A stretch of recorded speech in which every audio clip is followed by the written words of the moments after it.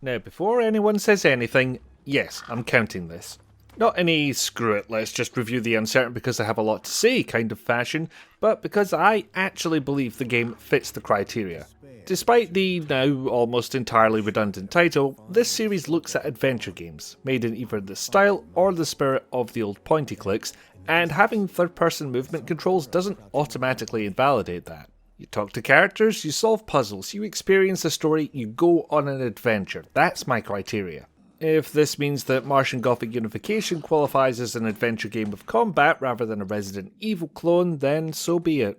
Making a sequel to what many might consider a classic adventure game feels like a pretty risky venture, let alone doing it 26 years later. Hell, even with a straight remake, you probably need to manage initial investment versus expected profit very carefully. But then you place Charles Cecil and Dave Gibbons back into their respective writing and artist roles, and the whole thing seems at least plausible.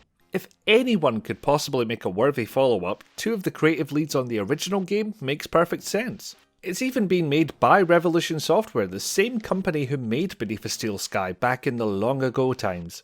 I'm really not used to one single game developer lasting that long in this industry. Especially impressive since they've managed to make an average of 0.35 games a year between then and now. But manage it they have, and this is their latest effort.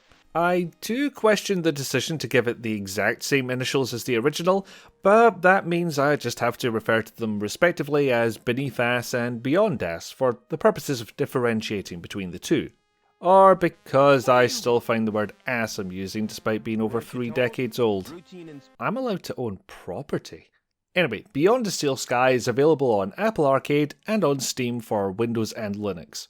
Story time, we're once again playing as Robert Foster, who, since the last time we saw him, has gone back to the Gap to live amongst some random tribe, I guess, considering his old one got blown up at the beginning of the first game. He's living a pretty peaceful outback life until a giant leggy robot appears, knocks all the grown-ups unconscious and steals a child. Presumably whoever made this leggy robot played the first game and saw that kidnapping adults doesn't necessarily work out all that well, so points for foresight there. Foster decides to pursue the leggy robot and save the child, utilising the cunning plan of walk after it through the desert and somehow not die of exposure. In fairness, they did think of that, and the desert does try throwing a sandstorm his way, but it doesn't work. Cutting a short intro even shorter, Foster fulfills his somehow not dying part of the plan, and eventually finds out where Leggybot took the child, back to Union City. And so off you go, over a tiny hill that would have no way blocked your view of the city walls, but the game pretends is a big reveal anyway. Off to rescue Milo, see what's become of this wretched hive, and probably ruin some lives. We're an adventure game protagonist, it's what we do. So I meant what I said earlier, this is an adventure game. You walk around, you talk to people, you gather items, you rub those items against people and other items. The main difference I see is the third-person movement and camera, and for once it's somewhat taken advantage of. On occasion, you'll be called to take notice of a hotspot placed more than 2 feet above your head. I'd even perhaps suggest that the developers had a particular focus on bringing this world to life. Unsurprising, perhaps, since they've been doing this since Lure of the Temptress back in 1992. In an extension of the original virtual theatre concept, characters in Beyond don't just stand around waiting for plot to happen to them. They'll move around, they'll make themselves busy. Or at least look like they're busy. And just like Revolution Software's debut title, those characters will get in your bloody way. Granted, most of the areas you visit are left wide open, and that mitigates the problem quite well. But I did start wondering how the hell you could live in this apartment with this big clanky boy getting under your feet every 5 seconds. So the other big gameplay change comes with the puzzles. About half of them are your standard dialogue trees and object inventory type of thing, and they even saw fit to include multiple solutions to the same puzzle on a few occasions. That's pretty sweet. Not to mention that certain situations can play out in different ways, the consequences of which push you down a slightly different path later on. They'll all arrive at the same destination in the end, but it ain't nothing. But then they throw Towers of Hanoi into the mix, so I guess a corner had to be cut somewhere. The rest of the brain teasers have a much more fresh take, at least for this particular genre. Early on, you get your hands on a hacking tool, which allows you to break into electronic devices that work on very simple if-else logic, and change those components around. This works by taking certain shapes and swapping them with other shapes, and this can change the action entirely, such as sounding an alarm instead of opening a door, or just alter it slightly, like flashing a green light instead of a red one. For example, look at the logic that governs this vending machine. There's a few boxes with outlines, which are the ones we can move. These responses are the same shape, meaning we can swap them around. And if we do that, the logic now goes that if a user is not entitled to a soda is dispensed. And don't worry, you won't be dealing with a 12-node daisy chain of logic by the game's end. It stays pretty simple. I like this mechanic, at least in theory.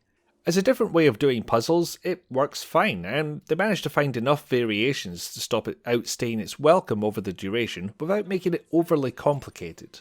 See, your handy handheld Hackatron works at range, and this means you can do your shape swapping between different devices. That gives you potential for causing mischief, and to the game's credit, it's not as if it doesn't let you. For examples, I laughed way too hard when I rigged this tap to trigger a B-Day, or when I swapped a grating drone's calming voice with that of a maniacally over-enthusiastic advertising booth. Union City wishes all citizens a happy Aspiration Day! Still, I feel like they implemented this feature for the story puzzles and then just kind of left it enabled for everything else. You're not prevented from hacking outside the confines of the story, you just might see diminishing returns. The mischief I mentioned before ends up feeling like an exception. It's not a comprehensive system by any means. So the joy you get from messing with this stuff gets somewhat mitigated when the next mad scheme you try doesn't work. It doesn't feel like it's properly integrated with the game world. And as I said, that world is something I think the game tries to focus on more than most, so the fact that the developers didn't or weren't able to integrate it into gameplay more than they did is somewhat disappointing. The developers clearly had loftier ambitions than those of your average adventure game, and, as we saw in Lure of the Temptress, that can trip them up sometimes. I'm more than glad that they tried those new things. I'm always excited to see how a new idea turns out, but it would be very remiss of me not to note the shortcomings. Sadly, it's far from the last of the problems this game exhibits. I played through this on the original unpatched Steam release, and whilst I didn't encounter anything game-breaking, I've heard of at least one person having to load old saves to progress. How widespread that is, however, I couldn't say. Point is, whether or not you should play this game will definitely depend on your tolerance for at least minor glitches. Pro tip, by the way, and I'm being very careful of spoilers here, if you have to go into a room full of identical machines, then stand at the side of one of those machines to do a thing, save yourself a lot of fiddling around to find where the hotspot is, and choose a machine at the end of the row. But that's the worst I had. Still, the minor glitches happened often enough that I did start to wonder why this is happening to a company who presumably has enough money to test and fix this stuff. Was there a hard deadline we didn't know about? Something to do with the Apple Arcade deal that made this exclusive for a while? Because I heard that version released in an even worse state than the Steam one. Didn't play it myself, I should note, that's just what I heard. When I was playing the Steam release, what I saw more than anything was the camera jumping to the wrong side of a wall during dialogue. I'm conflicted though, because it showed something that didn't work and something that worked really well. Yes, the camera is on the other side of the wall from the characters. That's wrong, no question there. On the other hand, the code which muffles the sound behind a wall worked perfectly. It made the whole thing hilarious. I'd like to hear more about Songbird. Just because the camera's out of position doesn't mean we should skimp on sound propagation. On the other hand, if I hadn't turned subtitles on, I would have straight up missed a line of dialogue. So, funny as it was, no, not good. Anyway, if you're ever stuck on where to go next, or unsure if what you just saw happen was actually meant to happen, the game offers a hint system. If you're stuck in a puzzle, it'll give you increasingly more specific tips on what you should do rather than the entire solution at once. Great! It was a welcome addition to the Broken Sword remasters, and is a welcome one here. That said, you'll get one hint, and then you'll have to wait 30 seconds for the next one. I do get why this is, actually. I'm someone who finds it very hard to stop following a walkthrough once I've picked it up. Give the player a little nudge, send them back to the game to investigate, and another hint will be available soon should one be required. That sounds good to me. The developers didn't want you to play this by merely going through a checklist, and that's perfectly valid. What I wish is that the hint system took into account things you've already done. If you get halfway through a puzzle and can't figure out what part to do next, chances are your first hint will be something you already know, and you'll have 30-second wait after 30-second wait before it's caught up to you. I'll still stick up for this hint system though. Doling out individual hints instead of dropping the full answer is better than the alternative in my opinion. Of course, it's hard to stay in the dark for long when Foster reiterates everything that just happened back to you immediately after it happens, but I just skipped those lines of dialogue, it was fine. So this wasn't a lazy anniversary cash grab, nor was it a rousing success. I do like the original, but I've only ever played through it once, and I'll admit that anticipation amongst adventure gamers played as much a part in me covering this as my own nostalgia for the original. And nostalgia does play a big role in this here sequel, not only because they have the same acronym, nope, still not over that. We're returning to a familiar, iconic city being rendered in full 3D, we're referencing events, music and even sprites from the first game. They're even bringing back old characters, which is sometimes a fun ride and sometimes utterly baffling. And the justifications for doing so can get a bit strange. Seriously, the game is kind of a mess, but I feel like it's one with heart, with passion for the world it's set in, and yeah, that takes my guard down a bit. That said, I found the writing and humour to be very much up my alley, one awkward Monty Python reference aside, and yeah, it's like the game was written with a vague memory of the original as opposed to going back and fact-checking. It's fairly easy for hardcore fans of the original to find holes or contradictions in the plot and get themselves angry, even for the parts that were optional actions in the first game.